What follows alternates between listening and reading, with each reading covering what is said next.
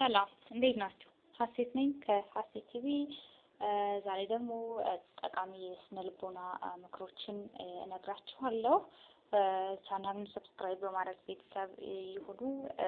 እናመሰግናለን።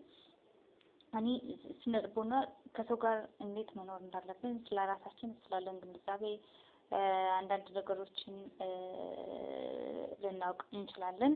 ዛሬ ደግሞ ላስታውሳችሁ ወይ ደግሞ የማታውቁትን ነገር እንዳዲስ ልነግራችሁ መጥቻለሁ። ተከታተሉን። ሳይኮሎጂ ምንድነው? አንድን ሰው እንደሰማህ እያወቅ በተከታታይ ከሁለት ጊዜ በላይ አትጥራው። ማለት መልስ ካልሰጠህ ምናልባት የሆነ እየሰራው ያለው ነገር ሊኖር እንደሚችል ወይም በራሱ ምክንያት መልስ ሊሰጥህ እንዳልፈለገ ይግባ። ስለዚህ አንድ ሰው እንደሰማህ ካወቅ ጸጥ በል ማለት ነው። ሁለተኛ፣ ሌላው የተበደርከውን ገንዘብ አበዳሪህን ከመጠየቁ በፊት መልስ። ምን ያህል ለቃል ታማኝና ኃላፊነት የሚሰማህ ሰው እንዲሆንክ ማረጋገጫው እሱ ነው።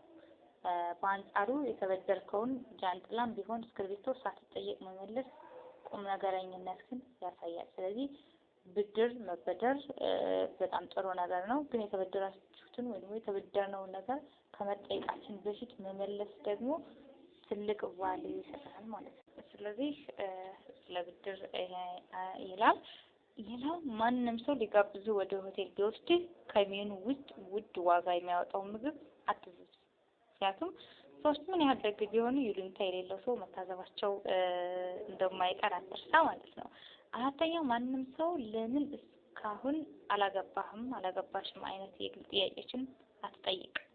ወይም ለምን ልጅ አልወለድሽም አትበል። ይህ የእነርሱ እንጂ የአንተ ጉዳይ አይደለም። እንዲህ አይነት ጥያቄ ሰዎችን ስለሚያሳቅቅ ካንተ ላይ ያርቃቸው ይችላል። ስለዚህ እንደዚህ አይነት የግል ጥያቄዎችን መጠየቅ ልክ አይደለም ማለት ነው። ሌላኛው አምስተኛው፣ በር ከፍተህ ስትገባ ከኋላ ወንድም ሆነ ሴት፣ ትልቅም ሆነ ትንሽ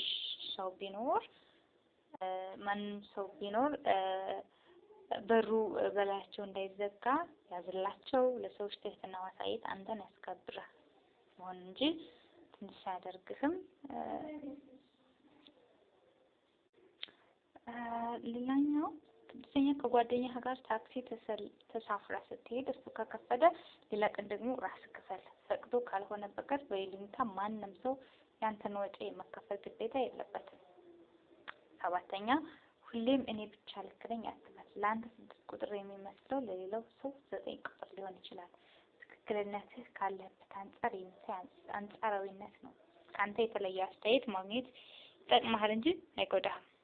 8ኛ፣ ሰው ሲናገር እስኪጨርስ ጠብቅ እንጂ በፍጹም አታቋርጥ። አንድ ሰው ለማለት የሚፈልገውን ሳይሆን አስተያየት መስጠት ወደ ስህተት ሊመራ ይችላል። 9ኛ፣ በሰዎች ላይ በቀልድ አታሹፍ። በተለይ ሹፈትን ካልወደዱት ወዲያውኑ አቁም። እንዲህ ያለውን ነገር ባለመድገም ለሰዎች ስሜት ምን ያህል እንደምትጠነቀቅ ማሳያ ነው።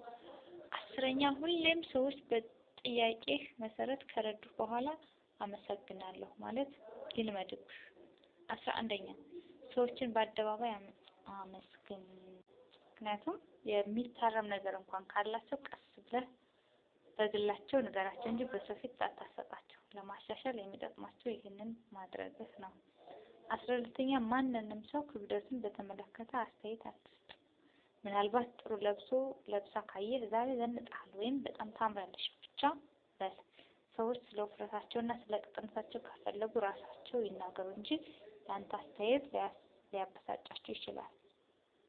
13ኛ፣ ሰዎች በስልካቸው ላይ ፎቶ እንድታይ ሲሰጡ ያሳዩህን ብቻ አይተህ መልስ።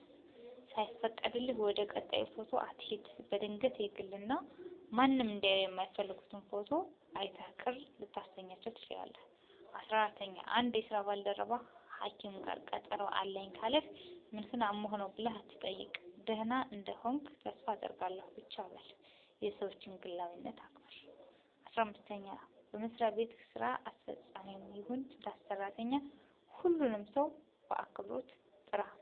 ብዙዎች ለሁሉ ትሁት ነው የሚሉትን ሰው አብልጠው እንደሚወዱና እንደሚያቀርቡ ወቅ። 16ኛ፣ ከሰው ጋር እያወራህ ሳለ በፍጹም ስልክህን አትመልከት። ይህ ለሰውዬው ያለህን ንቀት ማሳያ ነውና ይቀየምሃል።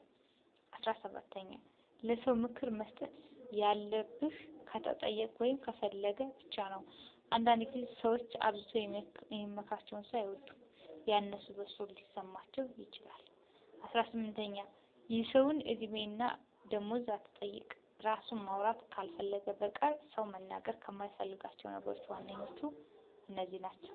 19ኛ አንተን በቀጥታ በሚመለከትህ ካልሆነ በቀር በሌላ ሰው ጉዳይ በተለየ አትግባ። በተለይ ባለትዳርና በፍቅረኞች ጉዳይ ጣልቃ አትግባ።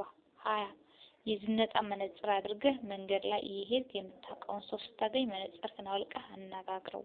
ከሰዎች ጋር ስታወራ የአይን ግንኙነት ማድረግ ተገቢ ነው። ይህንን ማድረግ ለዚያ ሰው ያለህን አክብሮት ሊያሳይ ይችላል ማለት ነው። እነዚህና መሰል የስነልቦና ወይም ደግሞ የሳይኮሎጂ ጉዳዮችን ለማግኘት ቻናሉን ሰብስክራይብ በማድረግ ቤተሰብ ይሁኑ። እናመሰግናለን። ሰላም ጊዜ